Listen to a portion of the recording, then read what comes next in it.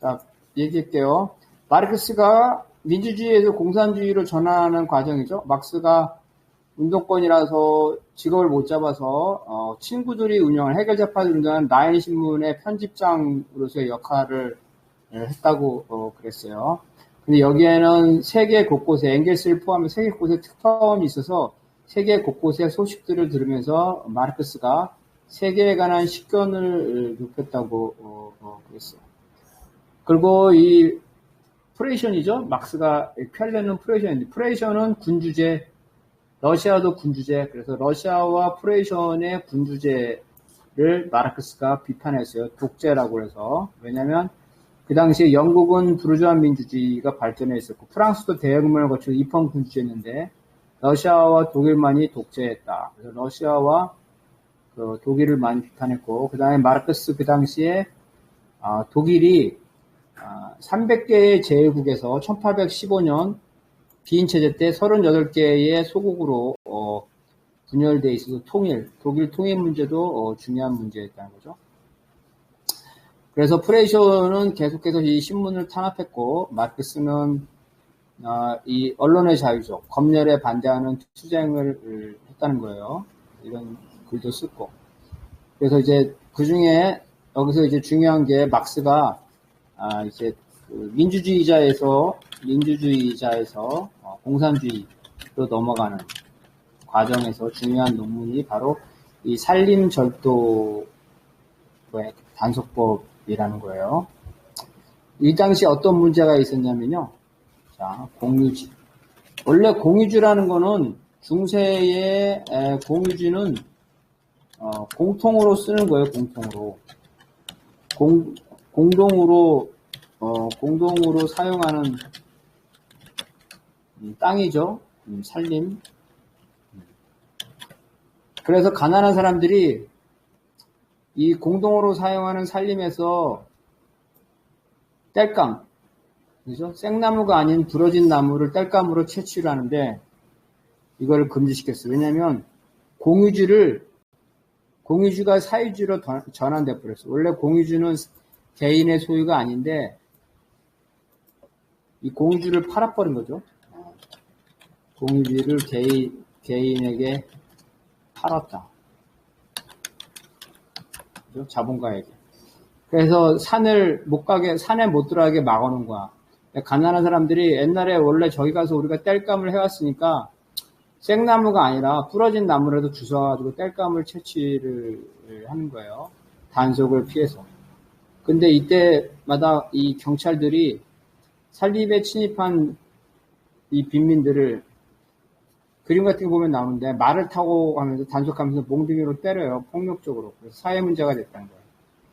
그래서 마르크스가 이거에 관해서 논문을 쓴 거예요. 이 논문을 써봤더니 이런 거야. 조사를 해봤더니 자 우리 제주도 가봤죠 여러분. 네. 제주도에서 혹시 해산물을 채취해오는 사람 있어요? 해산물. 제주도 가서 해산물 채취할 수 있을까요? 없을까요? 있지 않아요? 어? 채취는 할 수 있는데 가져오지는 못하죠. 다 어장이죠. 어장. 채취 못하죠. 채취하면은 그 어민들이 난리 나죠. 어민들이 찾아와. 가서 노는 사람들이 자기들이 씨앗을 뿌렸다고 그래가지고 해산물 씨앗을 뿌렸다고. 지네는 그냥 채취해서 먹는 것보다 안 하는. 그래서 어장이죠. 어장. 공동어장이죠. 공동어장. 근데 이 공동어장을 이제 산 거야. 누가 샀어. 부자가. 거기서 뭐 하려면 유원지를 만들려고 샀어. 어장을. 바다를. 앞바다. 마을 앞바다.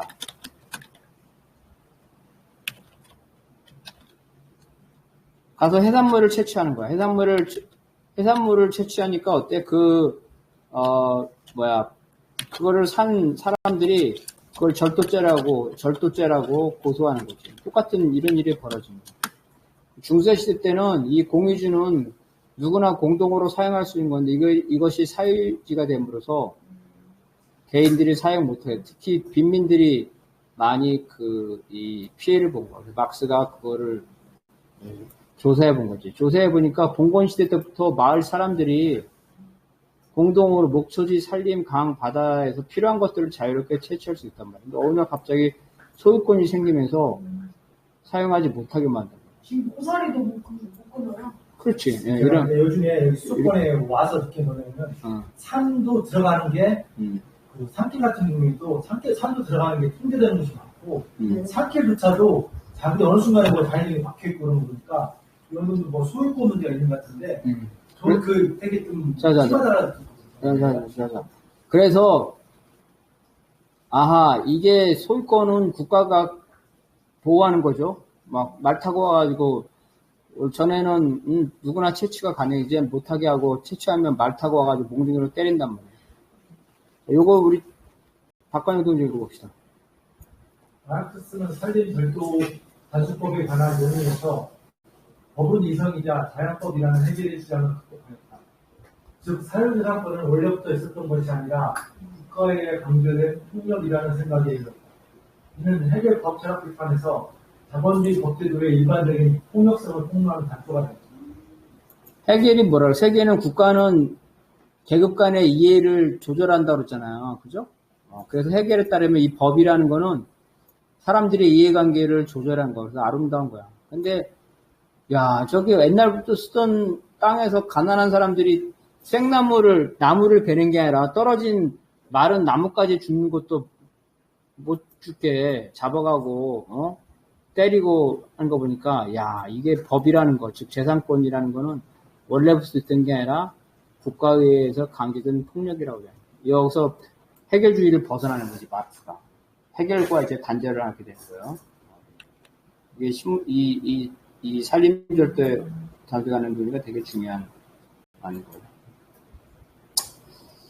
그리고 이제 막스가 신문사 편집장으로 글만 쓴 것이 아니라 이러한 급진적인 자유자들 같이 그 신문사가 운동권 본부예요. 그래서 데모를 해, 데모를 많이 해요. 막스가 데모를 많이 하는데 이 데모 할 때는 독일 통일에 관한 문제, 그 다음에 민주주의 문제죠. 군주의 그 독재의 저항, 이런 촛불 같은, 우리를 치면 촛불이야, 촛불. 이런 걸 막스가 조직을 해서 시위를 주도를 해요. 그래서 이제 논조도 논조지만 막스가 그 켈렌에서 운동권 대장 노릇을 하니까 정부가 싫어하겠죠. 그래서 이거를 우리 함계남 동지 읽어봅시다. 러시아 왕비 니콜라이 1세가 마르크스의 논설이 러시아의 군주제를 비판하였다는 이유로 프로이센의 라인 신문 폐간을 요구하였다. 이에 프로이센 정부가 기다렸다는 듯이 신문사를 폐간시켰다. 마르크스는 폐간에 항의하여 신문의 마지막 후에 프로이센 정부의 명령으로 폐간한다는 것을 실었어. 또한 마르크스는 신문의 광고란에 인간에게 불을 가져다 준 죄로 목소리에게 간을 쪼아넣기는 프로메테우스 사진을 실었다. 그래 아까 말했죠. 러시아하고 프로이센의 특징은 뭐야? 독재적인 군주제. 입헌군주제를 프랑스만 해도 입헌군주제를 했는데 영국도 입헌군주제죠. 근데 러시아하고 프로이센만이 군주가 마음대로 전제군주제라고 해요. 전제군주제. 그래서 서로 동맹이야. 그러니까 마르크스가 러시아를 공격하니까 자기 나라 프로이센을 공격하는 거는 좀 어렵겠죠. 그래서 프로이센의 군주제를 공격하기 위해서 러시아의 군주제를 공격한 거지. 그러니까 러시아가 화가 나가지고 프로이센한테 야, 저 새끼가 실은 너하고 나 둘 다 공격하는 거야. 저 새끼 신문 폐쇄해. 이렇게 그 폐쇄를 시킨 거예요. 폐쇄를 시켜서 마지막에 이제 막스가 어때요? 거기에 저항한 거죠. 야, 정부가 우리 신문 폐간했다라는 걸 기사를 쓰고, 그 다음에 인간에게 불을 가져둔 죄로, 이건 다 아는 얘기죠. 독수리한테 이거 자기가 프로메테우스야. 자기가 언론이죠, 언론이고, 시민들에게 올바른 이야기, 둘이죠. 시민들에게 올바른 이야기를 전해줬어. 그 죄로 신문이 폐간됐죠. 독수리에게 간을 쪼아먹히는 거예요. 거기서 신문만 폐간된 게 아니라 어떻게 해요? 이제 켈린에서 쫓겨나. 왜냐면 저 자식이 보니까 운동권이야. 야, 저 푸닉스의 김장민 자식 보니까 저기 박사라고 선동적인 글만 쓰는 게 아니라 데모도 하고 다니네. 아, 저 새끼 안 되겠다. 그래서 마르크스가 쫓겨나는 켈린에서. 켈린에서 쫓겨나요. 자, 여기서도 되게 중요한 거예요.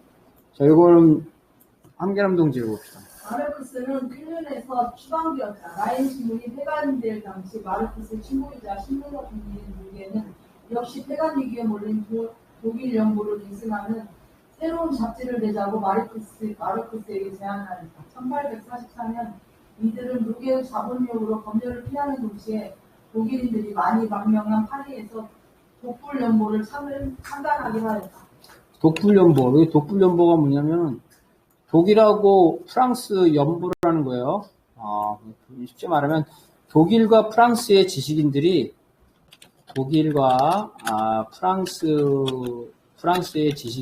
프랑스의 지식인들이 글을 쓴 거야. 이게 왜 중요하냐면 라인 지방은 어디다 그랬어요? 독일과 프랑스가 서로 어때? 서로 격전했죠? 격전해서 주고받고 빼앗던 데 그러잖아요. 그죠? 독도라고 어때? 자, 라인이 독도야, 독도. 그래서 일본의 사회주의자와 한국의 사회주의자들이 야, 우리 독도 문제를 어떻게 하면 해결할 수 있을까? 그래서 그런 걸 논의하는 한국과 일본의 이런 문제, 독도 문제를 논의하는 신문을 잡지를 이게 독불연보예요. 중요한 거예요. 독일과 프랑스의 지식인들이 자, 한국과 일본이 한국의 민족주의, 일본의 민족주의가 독도 가지고 싸우는데 이런 민족주의적 관점이 아니라 사회주의적 관점에서 한국과 일본의 지식인들이 문제를 한번 토론해보자. 이런 거예요. 이 독불연보가 그런 뜻이에요. 그래서요, 자, 요건 박광동 읽어봅시다. 마르크스는 독불연보에 참여하기 위해 애니와 함께 파리를 운명하였다. 마르크스는 1843년 10월 파리에 처음 와서 누게 부부의 집에서 신혼생활을 보냈다. 마르크스 부부는 1844년 5월 첫 딸이 태어나자 엄마와 같은 이름 애니라고 불렀다. 이들은 누게 집 근처로 이사하여 독립하였다. 마르크스가 살던 단호가 근처에 아도역이 있다. 여기 다 갔다 왔어요. 막스가 파리에서 이사 다니는 집들을 전부 다 가져고 여기 주석인데 주소도 있고 사진도 있고 다 있어요. 자, 여기 주소입니다. 그래서 이제 독불연보 이게 아까 나왔죠? 왜 독불연보라 했는지 라인강 서쪽 문제, 우리를 치면 독도 문제를 한국과 프랑스의 지식인이 좀 해결해보자 하는 거예요. 지식인 동맹을 맺은 거. 민족주의적 관점이 아니라 사회주의적 관점으로 이 라인 문제를 해보자. 라인강을 두고 프랑스와 독일이 영토를 나눠 가지면 아무 문제가 없는데 그게 아니라 그랬죠. 프랑스가 강할 때는 라인강을 건너서 독일 쪽으로 영토 확장, 독일이 강할 때는 라인강을 건너서 프랑스 쪽으로 영토를 확장했다 그랬죠. 독도처럼 영토 분쟁 지역이라는 거. 그래서 이거를 잘 한번 풀어보자라는 거예요. 이게 이제 라인강 말하는 거예요. 그래서 서로 자기 땅이라고 주장하는 거, 서로 자기를 했다는 거예요. 그리고 바로 이 라인강 이 지방이 막스의 고향이라 그랬죠. 트리오 지난번에 얘기했죠. 나폴레옹 시절까지 프랑스에 공격받기도 하고 약 20년 동안 프랑스의 식민지였다는 거예요. 그래서 마르크스는 프로이션, 즉 독일 사람이잖아요. 마르크스는 프로이션, 즉 독일 사람인데 어때? 마음은 어디에 가 있어? 프랑스 대혁명, 그죠? 프랑스 대혁명. 그러니까 좀 곤란하죠. 야, 이 문제를 한번 어떻게 하면 풀어볼 것이냐. 이렇게 됐다는 거. 그래서 마르크스가 이 문제를 한번 풀어보자 해서 이런 독불연보에 참여를 하기로 한 거예요. 그래서 여기에는 다양한 사람들이 참여했다는 거죠. 여러 다양한 프랑스 쪽에서 라마르틴, 이거는 프랑스 대혁명 때 활약했던 사람, 루이 블랑, 1848년 때 노동부 장관, 혁명 노동부 장관 있었어요. 그리고 이제 바쿠닌, 이거는 봉기주의자, 이런 사람들, 다양한 사람들이 다 있었습니다. 그래서 이런 독불연보가 왜 만들어졌는지를 여러분이 알고 있어야 돼요. 바로 독도 같은 문제를 사회주의적 관점에서 해결하자고 만든 거예요. 그 다음에 요건 아까 유대인 문제인데 이건 박건영 동지가 말했기 때문에 박건영 동지가 한번 읽어봅시다. 1843년 해겔 좌파의 지도자격인 브루노 바우어는 유대인 문제를 발표하였는데 마르크스는 독불연보의 유대인 문제에 대하여를 발표하면서 바우어의 주장을 반박하였다. 이들의 논쟁을 이해하려면 유럽 특히 독일에서 유대인 문제의 역사적 배경을 살펴봐야 한다. 당시 유대인의 해방이라는 말은 유대인에 대한 모든 법적 차별을 없애고 한 국가의 다른 시민과 동일한 권리를 부여하는 것을 의미한다. 유대인의 해방이 처음 실현된 곳은 기독교의 종파의 자유를 보장하였던 신대륙 미국이었다. 마르크스도 유대인이라 그랬죠. 마르크스 아버지 유대인이라 그랬죠. 근데 마르크스 집안이 유대교를 버리고 기독교를 왜 그랬다 그랬어요, 아버지가. 왜 아버지가 왜 유대교를 버리고 기독교가 됐다? 그렇지. 아버지가 변호사 시험에 합격했는데 변호사 업무를 못하죠. 유대교인들은 공직에 나갈 수가 없어. 변호사와 같은. 그래서, 변호사 업무를 하기 위해서 아버지가 그 종교를 개종을 하죠. 이처럼 유럽에서 유대인들은 공직에 나갈 수가 없어. 왜냐면 유럽은 개신교나 카톨릭은 인정되는데 같은 기독교인데 범교인데 유대교하고 기독교는 서로 사이가 안 좋다 그랬죠? 예수를 죽인 게 유대교의 지배계급이 죽였잖아요. 그리고 유대교는 예수를 하나님의 아들이라고 생각하지 않아. 그냥 메시아라고 생각해, 메시아. 하나님의 전령을 전달하는 사람. 한급 낮은 걸로. 그래서, 자, 이건 유럽에서 종교전쟁이 있었죠? 종교전쟁.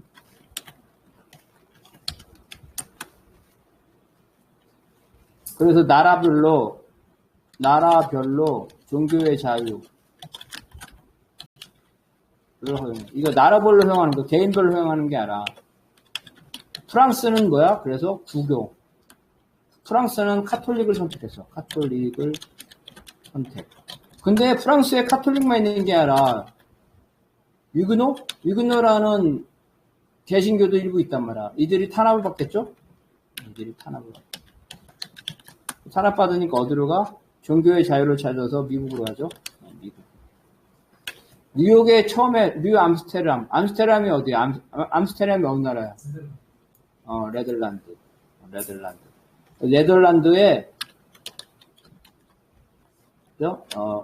네덜란드의 개신교죠, 개신교. 개신교들이 뉴욕에 가가지고, 뉴 암스테르담을 만든 거야. 그게 뉴욕이에요, 뉴욕. 그래서 미국은 어떻게 되냐면은 각종 개신교들이 다 보여. 각종 개신교들이 모인다. 그죠? 프랑스의 위그노, 네덜란드에는 켈빈,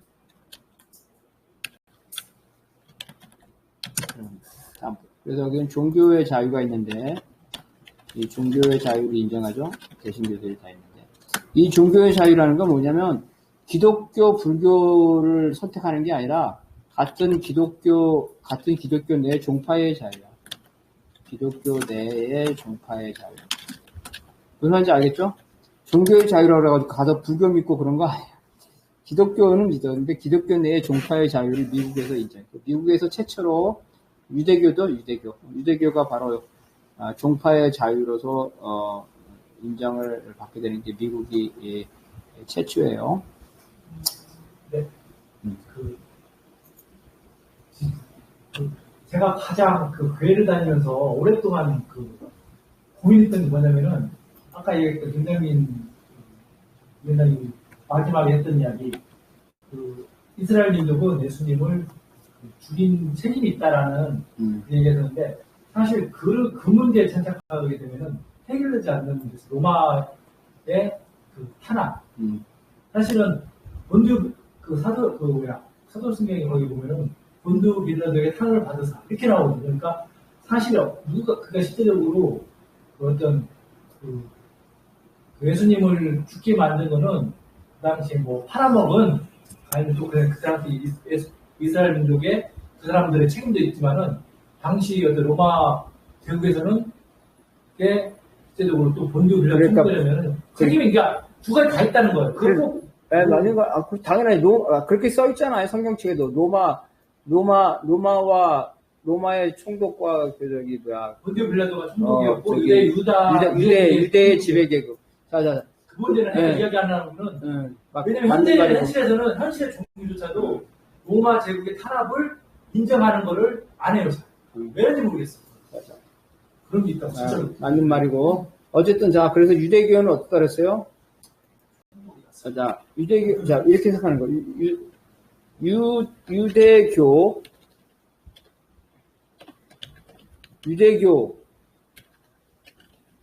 대 기독교, 범기독교죠. 근데 이 기독교 안에는 어때?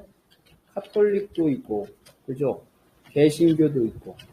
무슨 말이냐면, 1648년, 베스트팔렌, 1648년 이후, 베스트팔렌 조약이에요. 종교의 자유를 허용했는데, 기독교 내안에 카톨릭과 개신교, 여기에는 차별이 없었던 거야. 근데, 유대교와 기독교의 관계는, 이거는 너무나 많은 차이가 있는 거죠. 유대교는 종교의 자유에 포함되지 않았죠. 유대교에 대해서는 탄압을 했어요. 아까 말했죠? 주거권의 제한, 직업의 제한, 이런 것들이 있어요. 그래서 이 문제가 계속 되면서 유대인들에게 시민권을 보장하는, 이걸 유대인의 해방이라고 그래요. 유대인의 해방. 이런 문제들이 계속 있었다는 거예요. 그래서 몇 차례 유대인에 대한 신분적 차별을 철폐하려는 그러한 법을 만들어요. 근데 그 법이 제대로 시행되지 못하거나 멈추거나. 그래서 이제 유대인이 해방된 게 이런 시기가 나오죠. 그래서 이제 프레이션에서도 막스가 1818년에 태어났어요. 1812년에 유대인을 해방하는 법이 만들었는데 이 법이 실제로 시행되지 못하고 폐지가 돼요. 그래서 이 독일에서도 그 당시 프레이션에도 유대인 문제가 되게 중요한 거였어요. 그래서 라인 신문, 마르크스가 편집장으로 있는 라인 신문에서 이 유대인 문제로 대토론이 벌어지는 거예요. 그래서 바우어 나오는데 요거는 한계남도 읽어보세요. 그 당시 바우어는 프레이센의 기독교 국가 옹호론을 비판했는데 그것 때문에 본 대학에서 사퇴 압력을 받았다. 그런데 그는 돌연 1883년 유대인을 문제에서 유대인이 이런 국가에서 인간 해방이 되려면 보편적 인간으로서 주체적인 자기견을 해야 하고 그러려면 개종해야 한다면서 유대인의 신앙의 자유를 부정하였다. 프레이션은 독일 계통 개신교죠. 그래서 기독교 국가, 국교가 기독교야. 그러니까 유대교에 대해서 탄압을 했겠죠. 그래서 바우어가 이러한 프레이션의 유대교 탄압에 대해서 저항을 했는데 대학에서 잘리고 압박을 받았나 보죠. 그래서 유대인이 해방이 돼야 되는데 유대인이 해방되려면은 개종해야 된다. 그래서 이런 글을 쓴 거. 그러니까 마르크스가 이제 거기에 대해서 비판을 하는 거죠. 그럼 유대인 문제가 뭐냐는 거죠. 유대인 문제가. 유대인 문제. 요건 어려운 얘기인데 박관영 동생 해봅시다. 반면 마르크스는 유대인 문제에 대하여서 유대교 문제를 이기주의와 화폐숭배로 규정하였다. 마르크스는 이런 것들이 일반화된 자본주의로부터 해방, 즉 보편적인 인간 해방을 자신의 공산주의 사상의 단초로 삼았다. 또한 마르크스는 유대교를 박해하는 프로이센이 신앙의 자유와 사유재산의 자유를 추구하는 시민사회와 대립하고 있다고 보았다. 마르크스 입장에선 바우어의 주장처럼 유대교가 보편적 인권과 모순되는 것이라면 그것은 신앙의 자유를 인정하지 않는 프로이센이라는 기독교 국가와 신앙의 자유를 일반적으로 허용하는 시민사회의 모순에 불과합니다. 유대인 문제인데, 유대인 문제가 뭐냐는 거야. 유대인 문제가 뭐냐. 유대인 하면 여러분 생각나는 게 뭐야. 섹스피어의 뭐지? 베니스의 상인 보면은, 어때? 유대인이 있잖아. 그죠? 살점을, 뭐, 돈 못 보면 살점을 떼가라. 뭐야? 고리대 금업. 유대인. 그죠? 고리대 금업. 고리대 금업. 그래서, 뭐, 착취잖아, 착취. 그죠? 돈 장사. 그래서 유대인 문제라는 건 뭐냐면은, 그, 천박한 상인을 말하는 거야. 천박한 상인. 돈만 알아. 돈만 알아. 그죠? 이거를 유대인 문제라는 거예요. 그래서 마르크스가 뭐라 했냐면, 야, 유대인 문제가 돈만 알아. 즉, 물질 만능주의, 물질 만능주의. 그죠? 돈 만능주의인데, 야, 오늘날 자본주의 봐라. 물질 만능주의가 유대인 문제만 있는 거냐? 말한 거야. 유대인 문제가, 유대인 문제라는 게 이기주의와 화폐 숭배인데, 봉건제에서는 유대인들만 이 물질 만능 돈 만능주의였지만, 이제 자본주의가 됐기 때문에, 유대뿐만 아니라 모든 사람들이 이 돈 만능주의, 그죠? 돈을 숭상해. 돈이면 다 될 수 있다고 생각하고 있어. 이게 유대인 문제가 아니라 일반적인 문제가 됐다는 거예요. 유대인을 해방시키는 게 아니라 바로 돈, 물질 만능주의, 즉 인간 해방을 시켜야 된다는 거예요. 유대인 문제가 인간의 문제가 됐다는 거지. 즉 자본주의 사회에서는. 그래서 물질 만능주의, 즉 자본주의 문제를 해결을 해야 된다. 그거야. 유대인 문제는 유대인 개인의 문제가 아니라 자본주의의 보편적인 문제가 됐다.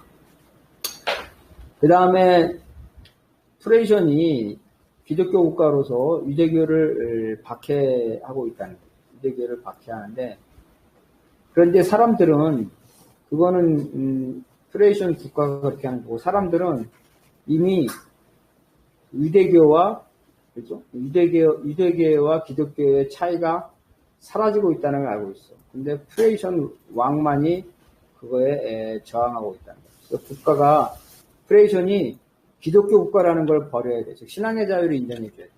문제는 유대인들이 개종해야 되는 게 아니라 신앙의 자유를 인정하면 문제가 해결되는 거예요. 아니 신앙의 자유를 인정하면 되지 왜 유대인 보고 개종을 하라는 거예요. 무슨 종교를 믿든 무슨 상관이야 이렇게 말하는 거예요. 그러면서 바울을 비판한 거예요. 그래서 개종이 아니라 프레이션에게 신앙의 자유를 인정을 해야 됩니다.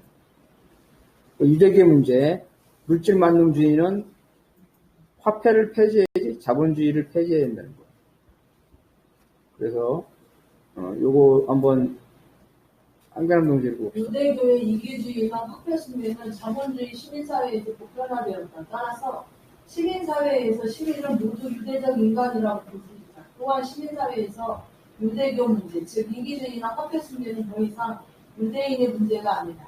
자본주의 시민사회에서 인간은 신앙의 자유를 보장받고 있지만 유대인 문제, 즉 이기주의와 화폐 숭배로 인해 경제적 불평등에 시달리고 있다. 유대인 문제, 즉 이기주의와 화폐 숭배를 극복하는 것은 유대인 문제가 아니라 전체 인간 해방의 문제이다. 그래서 유대인뿐만 아니라 모두 다 지금 돈이 최고로 알고 있는 자본주의가 문제라는 거죠. 그래서 유대인 문제가 바로 그래서 엥겔스도 이런 똑같은 있었죠. 이기주의와 화폐 숭배를 해결해야 된다는 거죠. 근본적으로 그렇게 됐고. 자, 그 다음에는 해결 법철학 비판인데 이거는 내용이 다른 거니까 다음 주에 될 것 같아요. 여기까지.